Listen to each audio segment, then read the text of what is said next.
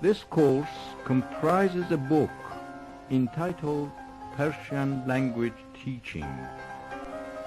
In Persian آموزش زبان فارسی.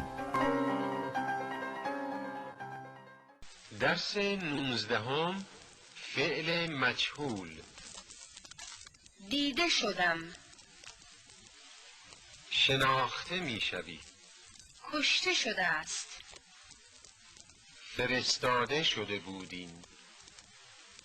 بخشیده نشده اید. دیده نمیشوند.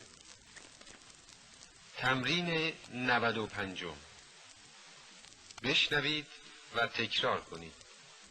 هیچ صدایی شنیده نمیشد. عاقبت چند هواپیما در آسمان دیده شدند که به سرعت ناپدید شدند. لازم است که کتاب‌ها هرچه زودتر به کتابخانه برگردانده شوند. لازم نیست همه این مقاله ها از اول تا آخر خوانده شوند. بدون شک لباس به این قشنگی به وسیله خیاط دوخته شده است. چند روز بود که راه به علت برف سنگین بسته شده بود، ولی بالاخره باز شد.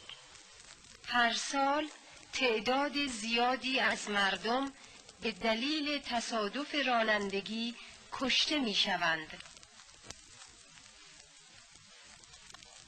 در حدود 80% نامه ها توسط پست هوایی و 20% به وسیله پست زمینی فرستاده می شوند.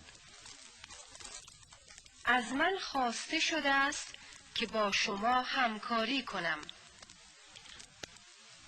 هنوز موضوع به خوبی فهمیده نشده است.